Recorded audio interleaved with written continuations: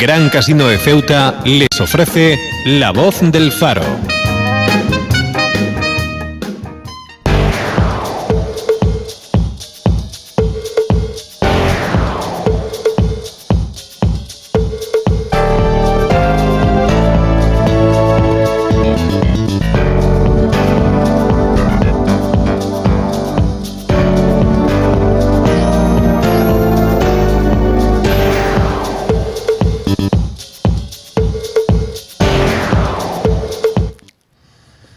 Arrancamos la segunda parte de La Voz del Faro en el 89.8 de su FM en la radio, pero también en la página web del farodeceuta.es, y también nos pueden seguir a través de redes sociales, en Facebook, en nuestro muro, donde además pueden dejar sus comentarios sobre esta retransmisión en directo que estamos haciendo de la entrevista. En esta ocasión tenemos como invitado a Javier Martínez, biólogo de Ovimasa.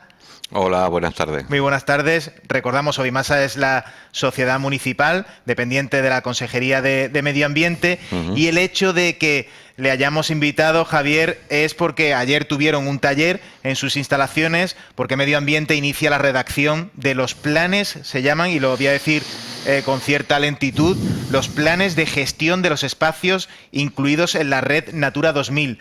Para vosotros estáis muy acostumbrados a manejar esta terminología y estos planes, este tipo de proyectos y líneas de actuación, pero para el ciudadano de a pie posiblemente conozca los parajes que vas a comentar, pero bueno, ¿qué es esto de Red Natura 2000? Bueno, sí, en ese sentido intentaré hoy ser lo más claro y sencillo posible, que a veces es complicado, porque cuando estamos hablando de aplicación de normas, el lenguaje, los términos, a veces son dificultosos. Yo entiendo que hay una cierta dificultad también para entender lo que significa Red Natura 2000, qué estamos haciendo realmente, pero bueno, mi objetivo principal hoy va a ser que al menos parte de ese mensaje llegue a los que nos estén escuchando. Entonces, bueno, Red Natura 2000 es una red, es decir, un conjunto de espacios que en principio deben estar interconectados, y es una red de ámbito europeo. O sea, estos espacios Red Natura 2000 proceden de la aplicación de 2 directivas comunitarias, y estamos hablando de la directiva Hábitat, que la primera versión es del año 1994, y de la directiva Aves, que tiene algo más de antigüedad, que es del año 1979. Es decir, ¿por qué aves primero? Bueno, porque la ornitología, el conocimiento, la preocupación por la conservación de las aves empezó mucho antes que en el resto de grupos de animales y de especies vegetales. Entonces, de hecho, muchos de los primeros movimientos o grupos ecologistas realmente estaban más centrados en el tema aves. La creación de Doñana, que es un espacio emblemático de los primeros, impulsado por no españoles, por científicos extranjeros, que fueron los primeros en apreciar el gran valor que tenía este espacio, hoy aceptado y plenamente reconocido por todo el mundo, pues eran ornitólogos, básicamente ornitólogos, y si se protegió en una primera instancia, con capital extranjero, con mecenas que estaban preocupados por estos temas, era precisamente por su valor ornitológico. Es decir, que por eso Directiva Aves del 79 y luego se amplía a todo lo demás excepto aves con la Directiva Hábitat. Entonces, básicamente estas directivas, aparte de otras obligaciones o estipulaciones, dicen que atendiendo a ciertos criterios o a la presencia de ciertos elementos hay que proteger espacios, zonas del territorio donde tú pones unos límites para proteger de efectos negativos a esos elementos. En el caso de la Directiva Aves, esos elementos son especies de aves, pájaros. En el caso de la Directiva Hábitat, aunque se llame así, incluye hábitats, que son comunidades de especies vegetales, un pinar, un alcornocal, un lago de montaña, una cueva submarina, una comunidad de coral. Le añade también ciertas especies que no son aves, mamíferos, reptiles, anfibios, invertebrados. Pues te dice, la Unión Europea dice, esto hay que protegerlo, y los Estados miembros y a su vez las regiones, en nuestro caso las comunidades y ciudades autónomas, tenéis que proteger unos ciertos espacios que contienen a estos elementos. Después de la fase de inventario y demás es cuando se llega a la delimitación y designación de estos 2 espacios. Entonces la red Natura 2000 tiene cierta importancia porque ya nace con el concepto de red, es decir, espacios interconectados, no espacios aislados entre sí, declarados o delimitados de forma más o menos arbitraria y por parte y que haya una descompensación. No, es un proceso de creación a nivel comunitario de todos los Estados miembros para crear esa red, porque antes de Red Natura 2000 ya existían otros espacios protegidos, parques nacionales, básicamente desde principios del siglo XX, parques naturales, reservas, muchas tipologías de figuras de protección, pero un poco incoherentes o deslavazadas entre sí.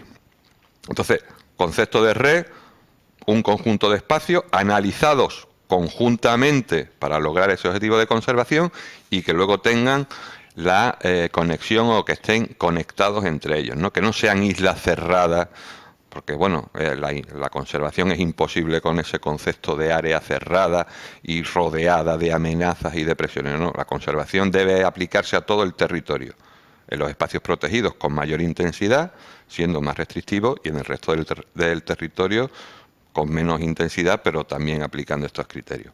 Entonces, Red Natura 2000, una red de espacio a nivel comunitario, y luego englobando todos esos elementos que, porque son vulnerables, tienen un cierto estado de amenaza, están contenidos en ellos. Eso es la Red Natura 2000. Y en el caso de Ceuta nos centramos en el hábitat de Calamocarro Benzú y en el de la zona marítimo-terrestre del Monte Acho. Eso sería lo que integraría aquí en Ceuta la Red Natura 2000. Tú me corriges si me equivoco.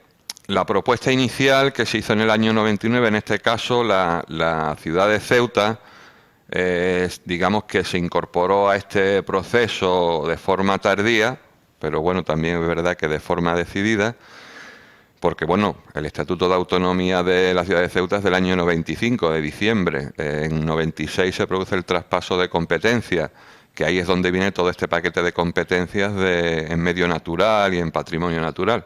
Entonces, bueno, con ciertos retrasos, una vez que nos enganchamos a este tema, pues, oye, que está esta obligación, hay que cumplirla, tenemos que elaborar las propuestas. Entonces, la propuesta oficial es del año 99.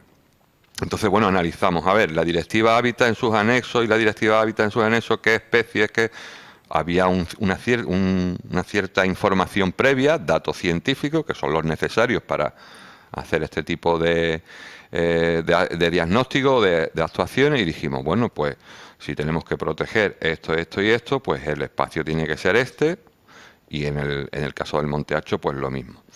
Entonces, aunque eso luego tuvo ligeras variaciones, los espacios protegidos Red Natura 2000, con la consideración plena de espacios protegidos desde la Ley de Patrimonio Natural de 2007, en Ceuta son dos. Uno que se llama Calamocarro Benzú, que tiene sobre unas 600 hectáreas, 6 kilómetros cuadrados, y que su carácter es eminentemente terrestre, y otro segundo espacio que se denomina Zona Marítimo-Terrestre del Monte Acho, que es de naturaleza eminentemente marina. Incluye una pequeña franja terrestre en la zona de acantilados, tanto en la parte de San Amaro, Santa Catalina, como Punta Alminas, Archal, y luego la lámina de agua que rodea a toda la península del Monte Acho, porque su objeto principal es proteger hábitat marino. Entonces, bueno, si quieres luego profundizamos, pero en Calamocarro Benzú y zona marítimo terrestre de Monte Acho también están designados como zonas de especial protección para las aves por la presencia de estas especies de aves. Es decir, como decía antes, son dos directivas, pero aquí al final del territorio son dos espacios que vienen desde dos puntos, pero en el espacio coinciden: proteger aves y proteger hábitat. En el caso de Calamocarro Benzú, alcornocales, matorrales mediterráneos, unas formaciones vegetales exclusivas de las rocas calizas, donde está la cantera allí en Benzú, que son muy, muy singulares, los pinares, las comunidades vegetales que crecen a lo largo de los arroyos, zarzales, adelfares, saucedas, y luego como principales especies que estén presentes, especies de interés comunitario que estén presentes en Calamocarro Benzú, la tortuga mora, el camaleón, varias especies de murciélagos. Los murciélagos es un grupo animal muy amenazado y que por eso se lleva a que tenga un alto nivel de protección, pues hay varias especies presentes en Calamocarro Benzú. Y luego en el caso de la zona marítimo terrestre del Monte Acho, primero como hábitat preponderante y por su presencia y el estado de conservación que tiene, estaríamos hablando en general de comunidades de coralígenos, es decir, lo que nos podemos imaginar como coral. Está el coral rojo, hay muchas especies de coral, pero son animales, no son plantas, pero tienen esa estructura arborescente que hace que ese hábitat sea muy rico, porque en vez de ser plano, de 2 dimensiones, tiene 3 dimensiones. Son como bosques en los que se desarrollan muchos otros organismos, y eso lo que crea es que haya una gran riqueza en especies y sean comunidades a proteger. Los corales, por esa estructura arborescente que tiene, también han sufrido mucho daño a lo largo de la historia, y por eso hoy en día se consideran que hay que conservarlos, ¿no? Entonces, más del 90% de la extensión de hábitats de interés comunitario en el Hacho es por estos corales. Destacar también los hábitats de cuevas o de huecos submarinos. Son zonas poco iluminadas, son unos ambientes muy singulares, y cuando un ambiente, unas condiciones son singulares o raras, las especies que lo pueblan también, porque están adaptadas, digamos, a vivir bajo esas condiciones. Y luego en la zona de acantilado tendríamos una comunidad vegetal adaptada a la influencia marina. Todos habremos experimentado cuando hay un temporal, el agua salada se penetra en la tierra. Entonces, en esas condiciones de exposición a la influencia marina, solamente pueden vivir o pueden prosperar ciertas especies vegetales que forman esa comunidad, que también es un hábitat de interés comunitario y que además tiene justo concreto una especie, la siempreviva del estrecho, que es endémica de la zona del estrecho. Cuando hablamos de una especie endémica, es una especie propia y singular de un área geográfica muy restringida. En este caso, se reparten los sustratos rocosos o acantilados de la orilla sur del estrecho y en la norte, pero en una franja muy reducida. Entre Tarifa y Gibraltar un poquito, y en el caso de la orilla sur, en el nuestro, entre Cabo Negro y no llega a Tánger. Es endémica del estrecho de Gibraltar. Eso hace que tenga una importancia también de cara a su conservación. Pues precisamente a propósito de estos planes de gestión de la Red Natura 2000 que están en proceso de redacción, ayer hubo una sesión informativa abierta a la asistencia tanto de personas como también asociaciones, entidades, para dar a conocer estos planes que no recuerdo exactamente de dónde lo he leído, pero además es un símil, que si me lo permite, me parece que sería como el plan general de ordenación urbanística, pero de la, digámoslo así, dentro del medio ambiente, de nuestra naturaleza. Entonces, un poco en esa sesión informativa, en ese taller, ¿qué es lo que se hizo ayer? ¿Qué situación fue la que, o qué fue lo que explicaron a las personas, a los asistentes? Claro. Hasta ahora hemos dicho que tenemos 2 espacios, 2 lugares. Que, por cierto, recuerdo que en total, por superficie solamente emergida, solamente terrestre, es casi una tercera parte de todo el territorio de Ceuta. Es decir, que la importancia que tiene es alta, ¿no? Entonces, una vez que tenemos los espacios delimitados y eso se ha aceptado y se ha comprobado que efectivamente cumplen los requisitos para ser estos lugares de importancia comunitaria y estas zonas de especial protección para las aves, ahora, oye, te obligan a adoptar medidas. No se conserva únicamente dibujando sobre un mapa un espacio y tal, sino que ahora hay que decidir o hay que, oye, qué medidas, qué actuaciones tenemos que llevar a cabo. Entonces, la importancia del inicio de la redacción de estos planes. Un plan es un conjunto ordenado de información, de medidas, de objetivos, y bueno, te permite que esas medidas estén claras, estén estructuradas y se sean más eficientes en la gestión y en la conservación de ese lugar. Muchas de las obligaciones e incluso de las medidas que ahora se pueden adoptar ya se vienen desarrollando, pero no bajo la forma ordenada de un plan. Actuaciones de conservación, si luego quiere, pues podemos entrar a describirlas un poco. Muchas de ellas ya se están cumpliendo. Otras obligaciones, limitaciones a los efectos de evaluación ambiental, ya se están aplicando. Lo que pasa es que la directiva y la ley nacional, claro, contiene disposiciones generales aplicables a todo el territorio. Con el plan de gestión, nosotros vamos a esas obligaciones o esas directrices que tenemos muy generales, las vamos a hacer más específicas de la realidad y de la necesidad que tienen estos espacios protegidos en nuestra ciudad. Entonces, una vez que hemos avanzado un poco el proceso técnico de redacción de los documentos, es muy importante que eso vaya complementado con una participación pública entendida en sentido amplio y generoso. Entonces, ayer el primer hito que tuvimos dentro de este proceso de participación pública es la celebración de un taller, una jornada, digamos, informal, de un contacto directo con las entidades, tanto públicas o privadas, que están interesadas o están afectadas por la elaboración de estos instrumentos, de estos planes de gestión. Entonces fue una sesión presencial en la que ayer explicamos lo que se ha hecho hasta ahora, los trabajos, las dificultades que hemos tenido hasta esta fecha. Hemos también expuesto el cronograma o la previsión temporal de los trabajos que quedan pendientes. En principio lo que tenemos previsto es que el plazo de finalización es diciembre de 2018. Se le ha explicado, bueno, a partir de ahora los pasos que vamos a dar, la ordenación temporal de los trabajos, los próximos talleres aproximadamente en qué época se van a realizar. Y bueno, y luego se han atendido las observaciones, inquietudes o sugerencias que, bueno, pues los asistentes quisieron manifestar, con mayor o menos relación con el objeto del plan, pero bueno, pues era una intervención un poco libre, ¿no?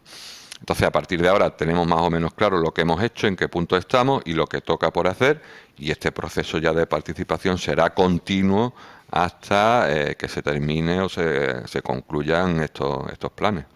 ¿Y alguna de esas sugerencias o alguna de esas propuestas que se realizaron en este taller en el que participaron, ha comentado tanto entidades públicas como privadas, que de una u otra manera pues se van a ver, la palabra no es afectado, pero sí que les incumbe estos planes?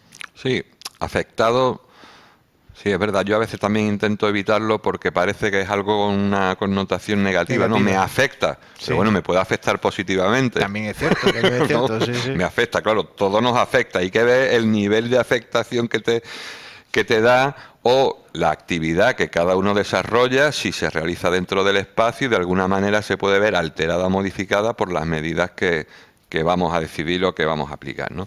Entonces, ayer realmente, bueno, antes yo he dicho propuestas, pero propuestas firmes no, porque todavía no hemos trabajado ni siquiera sobre un documento.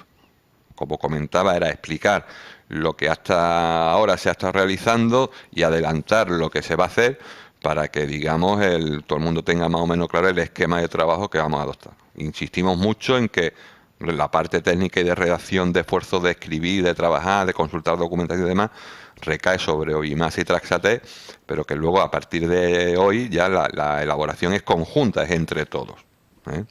Entonces, realmente como sugerencias o aportaciones no, porque no hay nada todavía sobre lo que discutir. A partir de este momento vamos a habilitar una página web en la que se van a ir colgando los sucesivos borradores de los capítulos o de las partes de estos documentos, con lo que es nuestra labor. Eso van a poder consultar por estas entidades y, bueno, plantear, oye, tanto detectar errores como propuestas de formulación, o a mí esto me parece que estaría mejor redactado o dicho de esta manera, y todo eso se va a poder aportar, juntando, bueno, pues todos los intereses que confluyen en este espacio. Y luego, mediante esta página web, vamos, no va a ser una plataforma restringida a determinados usuarios, sino que va a ser de acceso libre y público, que también cualquier ciudadano que en su momento acceda a la página va a poder examinar igualmente estos documentos con el mismo contenido disponible para el resto de entidades, y va a haber también un formulario de contacto para escribir un correo con las observaciones, ideas, propuestas, sugerencias, reclamaciones que pueda tener. Pero nosotros, todo el producto de nuestro trabajo se va a poner a disposición del público, y luego, producto de esas interacciones, alcanzaremos ese documento final allá por noviembre o diciembre de este año. A uno le llamamos el documento de avance y a otro le llamamos el documento final. También conviene aclarar que una vez que nosotros terminemos nuestra parte tendremos ese documento final, pero con la consideración de borrador técnico o documento técnico, porque luego vendrá ya la aprobación formal mediante un procedimiento reglado y oficial, digamos, por parte de las autoridades responsables. Porque yo soy técnico, pero yo no soy el consejero de Medio Ambiente. Yo hago la parte técnica y luego viene la parte ya de responsabilidad como administración, que para eso están pues esas figuras, consejero, presidente, todas las autoridades, que son las que al final deben adoptar y dar firmeza a este tipo de decisiones. En este documento final que comenta que estará disponible a finales de año, noviembre, diciembre de 2018, ¿cuáles son? Y también aludo a uno de los asuntos que ha tratado antes. ¿Qué acciones de conservación vendrán en ese documento final? ¿O cuáles son, sobre todo en el sentido más que va a ser palpable, más que, digámoslo así, desde un aspecto técnico, sino desde un aspecto que luego el ciudadano lo va a ver que sea realidad? Como en muchas cosas de la vida, no hay recetas ni soluciones fáciles. Entonces, lo que ahora estamos tratando y tenemos ya un planteamiento claro es que primero vamos a intentar individualizar, aunque esto es un conjunto de interrelaciones y no se puede separar una cosa de la otra y todo tiene sus efectos, sus consecuencias a veces inesperadas, pero nosotros ahora mismo estamos individualizando los elementos que tenemos que proteger directamente. Un hábitat concreto, una especie de ave concreta, una especie de reptil concreta, con el conocimiento que tenemos. ¿Qué problemas tienen? Y las medidas deben responder directamente a esos problemas. ¿Qué le afecta negativamente? Oye, pues esto vamos a evitarlo. Las medidas de conservación, en teoría, pueden ser de dos tipos. Medidas de conservación o medidas de gestión activas implica una movilización de recursos para efectuar una acción, y pasiva o preventiva.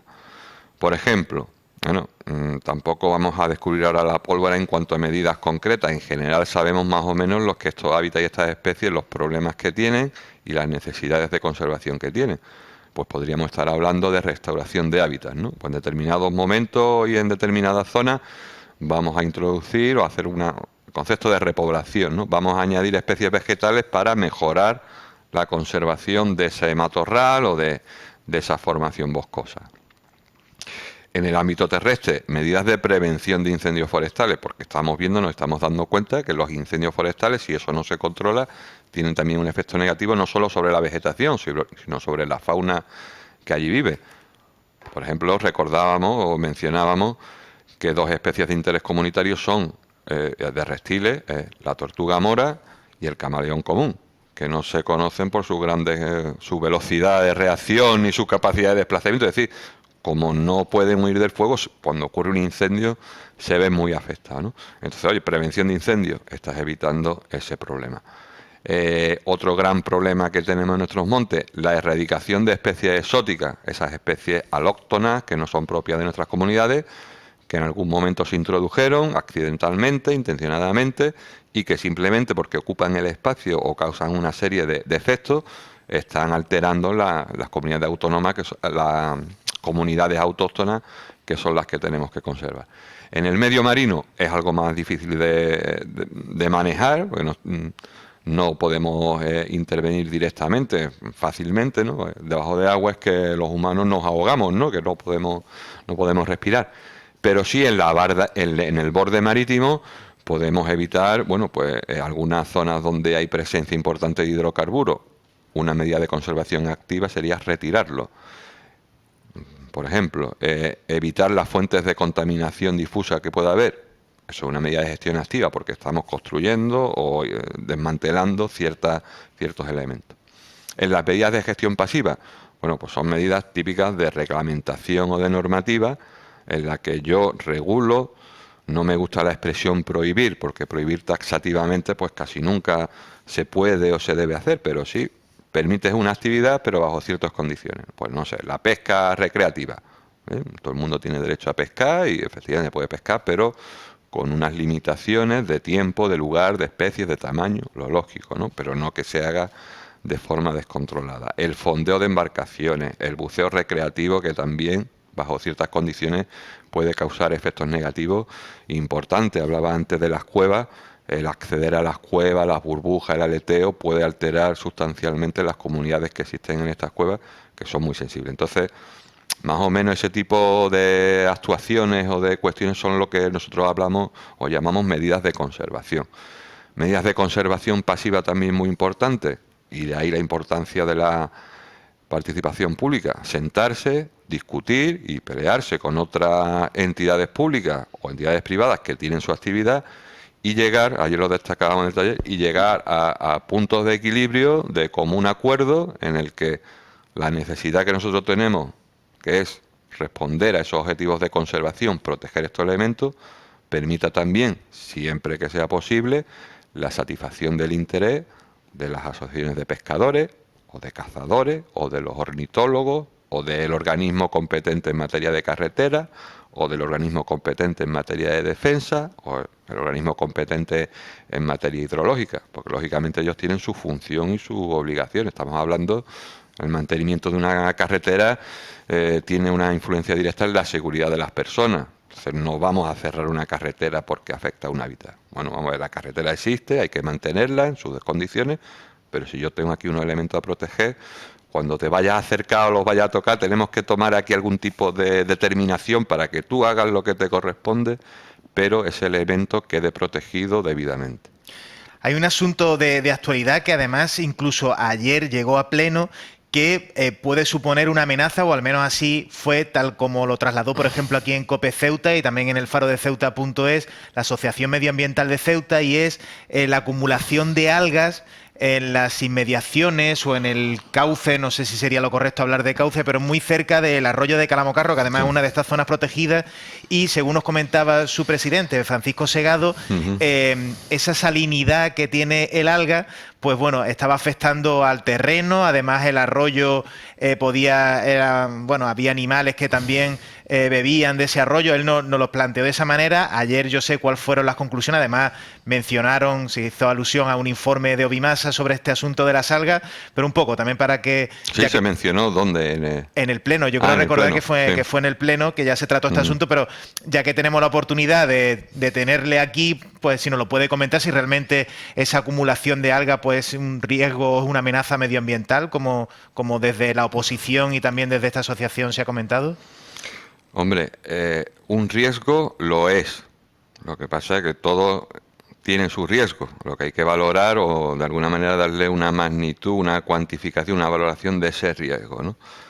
Entonces, bueno, pues yo puedo adelantar que al menos mi opinión, bueno, no, es más que una opinión, mi interpretación con la información que tengo y después de examinar la cuestión es que el riesgo no es acentuado. Podríamos afirmarlo que sí, que no es. Ahora, si eso se está realizando en las debidas condiciones, esa ya es otra cuestión. Con respecto a la conservación del espacio protegido Red Natura 2000, el concepto de espacio protegido Red Natura 2000 no es de reserva integral que impida cualquier actividad. Dentro del espacio de Calamocarro-Benzú tenemos una barriada habitada, que es la de Benzú, está dentro del espacio, la carretera de acceso, todos los días hay movimiento, hay actividades, pero bueno, es un espacio frecuentado, no es un espacio virgen, sin población, que nadie va en la cima de una montaña que está aislado, no. Es un sitio habitado donde se frecuenta, se usa, se aprovecha. Entonces, en el caso concreto donde están acumuladas estas algas, es que realmente ahí nosotros cuando valoramos la afección al espacio decimos, a ver, esta actividad o este proyecto va aquí. Nos vamos allí o sobre mapa y decimos, ¿aquí qué hay? Si hay una ganadería, ¿no? Una explotación, o al menos donde hay ganado, cabezas de ganado. Claro, si nosotros vemos que hay un alcornocal, decimos, no, esto es un hábitat de interés comunitario, tú no puedes talar los alcornoques para instalar aquí, no sé, cualquier actividad o uso, ¿no? Entonces, esto no se puede utilizar, es una medida preventiva antes de que ocurra el impacto, ¿no? Entonces, esto no se puede autorizar, el impacto no es admisible, ese proyecto, esa actividad se desecha. Pero hay otros casos en el que, bueno, incluye áreas desprovistas de vegetación, áreas intensamente transformadas previamente por el hombre, como es este caso, porque eso, bueno, las algas están acumuladas en una plataforma de hormigón que ha tenido muchos usos a lo largo del tiempo, desde zonas de campamento de inmigrantes en su momento, previamente campamento juvenil, ¿sí? Y el estado en el que está actualmente, en el que estaba antes del depósito de calor, dice, bueno, esto no tiene gran valor. Sí, es verdad que puede tener una repercusión en el entorno, pero la superficie que ocupa es que es una plataforma de hormigón, no tiene ningún valor. Ahora, sobre la repercusión en el entorno, bueno, la sal o hablar de modificaciones de efectos importantes porque se filtre, bueno, el mismo arroyo de Calamocarro desemboca en el mar y el agua del mar y el agua salada se intercambian, es decir, que el tramo final del arroyo de Calamocarro, el agua es medio salobre, es una mezcla de del agua que baja del monte, que es dulce, y el agua que entra del mar, que con los temporales entra bastante. Entonces, vamos, yo no creo que realmente por efecto de la sal vaya a haber una afección importante. En su momento se argumentaba, es que los mosquitos, hay muchas moscas. Bueno, sí, el olor, pero bueno, pudiendo ser algo que causa una primera repulsión, no tiene un efecto nocivo que yo sepa sobre la salud, ni proliferan especies dañinas, que bueno, las especies dañinas también es un concepto un poco arcaico, ¿no? Es que hay mosca y es que hay mosquitos. Bueno, claro, es que la naturaleza es eso. Hablaba el otro día con otro compañero, bueno, digamos que hay cierta corriente o nos estamos volviendo de una manera, estamos tan bien acomodados, que cuando vamos al campo, a la playa, nos molesta la piedra, nos molesta el bicho la mosca que nos rodea, nos molesta un olor, nos molesta...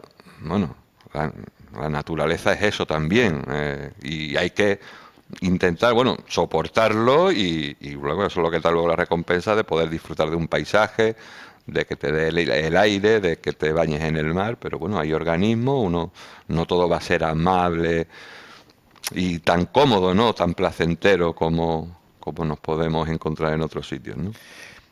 Regresando a la redacción de estos planes de gestión de los espacios incluidos en la Red Natura 2000, la empresa a la que se ha encargado una encomienda de gestión a Traxatec, bueno, ha sido bastante criticada, sobre todo por el director del Museo del Mar, Óscar Ocaña, incluso aquí hace apenas unos días ya lo comentaba, también lo ha hecho en otros foros, porque dice que bueno, que eso va en detrimento también de tanto del Museo del Mar, y también lo criticó como vicepresidente de la asociación Septem Nostra, porque bueno, como que se descuida o ese dinero que va a esta empresa pública, a Traxatec, bueno, pues podría redundar en la investigación que están desarrollando, en concreto en el caso del Museo del Mar, pues personas que tienen allí desarrollando trabajos de investigación, pero también en otras empresas de aquí de la ciudad.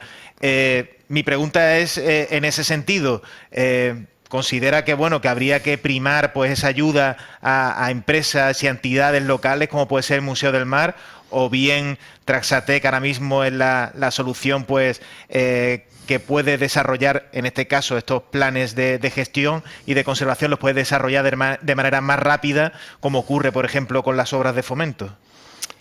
Claro, el plazo en estas cuestiones es importante, pero bueno, yo en principio diría que una cosa no es incompatible con la otra. Yo creo que, bueno, dentro de lo que es la conservación del patrimonio natural, podemos distinguir tres grandes sectores, que es la administración pública, que es la competente, la que tiene la principal responsabilidad, el sector privado, que también puede hacer mucho, y luego el sector científico, que generalmente también es público, ¿no? Pero, claro, hay que distinguir una cuestión, y es que una cosa es la investigación científica y otra cosa es la gestión y conservación. La información científica es primordial para hacer una conservación adecuada, porque si no sabes lo que ocurre o no sabes distinguir las especies, no sabes si existe esta comunidad o la otra, lógicamente te estarás equivocando en las medidas porque no tienes un conocimiento de la realidad, ¿no? Es decir, como si en el caso de la medicina o de las enfermedades humanas, cómo funciona nuestro cuerpo y qué enfermedad tengo. Pero luego llega ya el tratamiento, que es otra cuestión distinta. Entonces, bueno, que el Museo del Mar, que no sé si es una empresa, una entidad o qué, no lo conozco demasiado en detalle, bueno, pues hace su papel en el ámbito científico, genera una información que ahora llega a la administración y la usa para aplicar esas medidas de conservación. La labor de la administración no es puramente la investigación, porque la investigación se mueve en otros plazos, tiene un objetivo distinto, no siempre la investigación debe ser aplicada, es decir, tener un beneficio a corto plazo, porque la investigación precisamente nunca sabe qué camino te puede abrir, no sabes qué te puedes encontrar.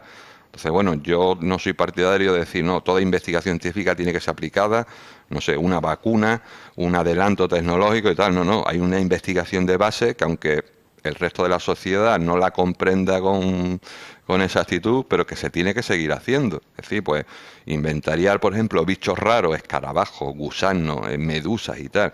Dice, bueno, ¿esto de qué vale? Si esto no se come, ni esto se vende, no se le ve ningún beneficio directo.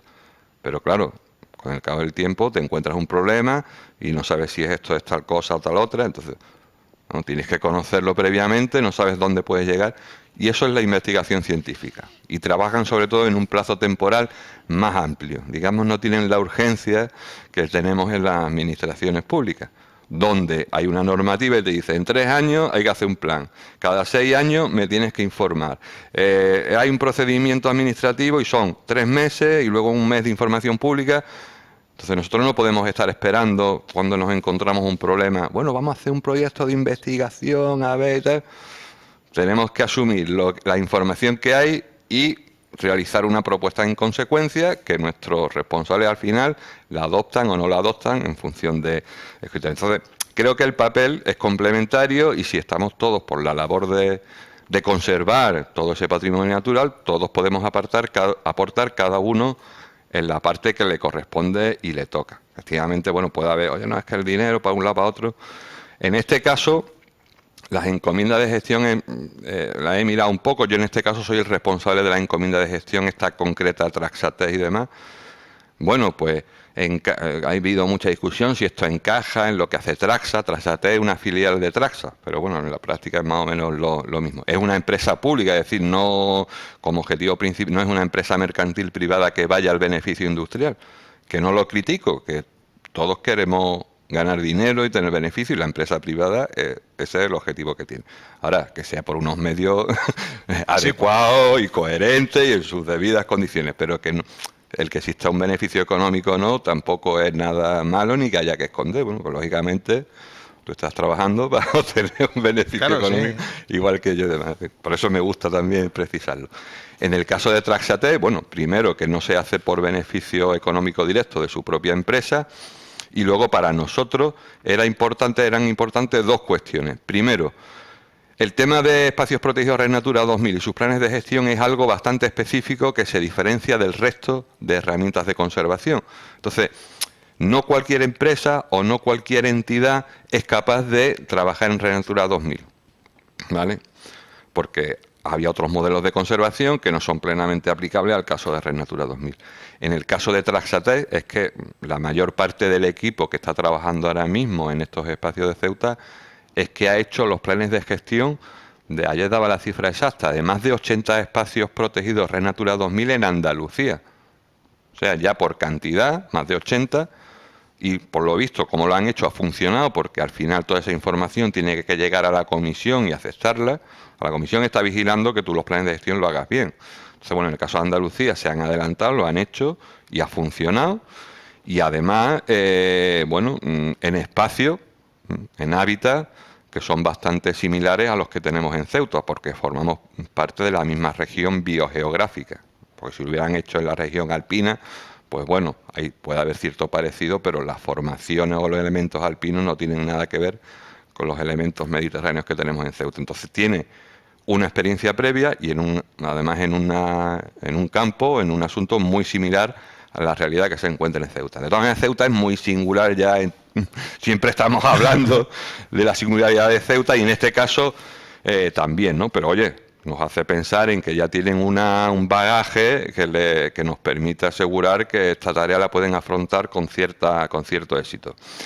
Y luego además, en este caso, la redacción de estos planes de gestión, como se han sobrepasado ciertos plazos que establecía la directiva, tenemos ahora la amenaza, bueno, sería más que una amenaza porque la Comisión ya ha abierto un procedimiento de infracción a todos los Estados miembros, a todas las regiones dentro de los Estados miembros. Una multa, vaya. Sí, sería como un procedimiento sancionador. La multa no ha llegado todavía, no es firme, pero ha ido preguntando, a ver, ¿usted ha declarado los lugares y ha hecho los planes de gestión? No, yo de la mitad, yo tal. Que es una situación, desgraciadamente, bastante común entre todas las regiones, no es Ceuta la única que está ahí. Que yo recuerdo ahora mismo, no sé si hay alguna que haya cumplido al 100% en plazo, y nos está pidiendo cuenta. Usted tiene una directiva que cumplir, se le ha dado un plazo, ha hecho sus planes, ¿sí o no? Pues si no lo ha hecho, usted no ha cumplido la norma, no ha cumplido la directiva, le voy a sancionar un procedimiento de infracción, ¿no? Esto lleva a sus plazos y tal. Es decir, que nosotros, la ciudad de Ceuta, también tenía la necesidad de hacer estos planes, pero en un horizonte temporal indefinido. Habría que darse cierta prisa. De hecho, a la hora de organizar temporalmente esta encomienda de gestión en concreto, que tiene una duración total de 14 meses, pues bueno, podríamos haber puesto menos tiempo porque realmente nos hubiera venido bien. Pero claro, iba en detrimento de la calidad del producto. Si aprieta, la calidad final se ve rebajada, ¿no? Se podría ver rebajada porque es un trabajo de profundidad, de examinar mucha documentación y, como mencionábamos antes, si apretamos los plazos, la participación pública también se reduce, con lo cual otras entidades tienen menos tiempo de empaparse de este tema y de estar en disposición de hacer propuestas con fundamento. O sea, nos planteamos la participación desde marzo hasta diciembre en un plazo de 10 meses y vamos adelantando y estamos diciendo ya en junio vamos a tener otro taller para que la gente... Hay gente que su participación forma parte de su trabajo, pero hay otras entidades que es un trabajo voluntario o altruista. Y no se puede exigir lo mismo en un caso que en el otro. Yo no le puedo pedir a SEO o a la Federación de Montaña que en 10 días me dé una respuesta a un documento de 300 páginas. Porque no le va a dar tiempo, no va a estar sin dormir. Tengo que dar su plazo, presentarlo, dosificarlo por parte para que sea una cosa que se pueda ir asimilando. Por tanto, los plazos tampoco se pueden acortar tanto. Y a lo que voy, entonces, la ventaja que en este caso tiene la encomienda de gestión es que, en cierto modo, no es una garantía 100%, efectivamente, puede haber siempre disfunciones y fallos de cálculo, pero en el caso de Transatel acortamos plazo por la dedicación que le dan a este servicio y luego también se acortan plazos con respecto al procedimiento de licitación previo que hubiera habido que hacer. Esto de hacer los pliegos, abrir un plazo de presentación de ofertas, comprobar que las ofertas se adecúan a lo que tú pides, adjudica, luego el adjudicatario pues a lo mejor que si cumple, que si no cumple, todos estos problemas que en otras áreas, que a mí no me tocan, pero que hemos podido sufrir o detectar, sí, ¿no? Entonces, conocemos de sobra. Ante la crítica o la cuestión puesta de manifiesto por esta entidad, bueno, yo creo que hay un término medio y las dos cosas son perfectamente compatibles. Yo reconozco la experiencia y el conocimiento que tiene este grupo de investigadores sobre la realidad de Ceuta.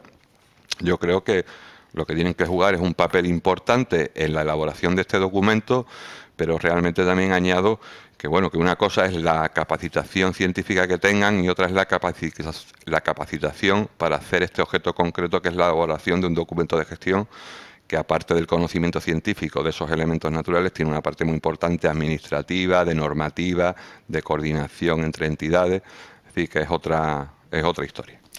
Nos quedan apenas pues 2 minutos para terminar, pero Javier, yo no quiero que te vayas sin preguntarte qué ha pasado con las gaviotas, porque pasamos de una histeria de qué pasaba, la opinión pública preocupada. Al final, muchas de las medidas que se anunciaron nunca se llevaron a cabo, como fue eso de, bueno, cambiar los contenedores de basura para que no fuesen allí a comer, el hecho de esa colonia que había en las murallas reales, todos esos problemas que se supone que había. Ahora no se habla nada de las gaviotas, ¿es porque se ha reducido la población de gaviotas? ¿Es porque somos más tolerantes ante el hecho de que estén en el casco urbano? ¿No? ¿Qué es lo que ocurre? Hombre, la tolerancia se va adquiriendo, ¿no? A fuerza de verla de todos chocar, los días. ¿no? Ya llega un momento en que ya te parece lo normal, te habitúas y tal, bueno, y en parte es que es lo normal, ¿no? Pero bueno, este año lo que ha pasado es que todavía no han empezado los problemas.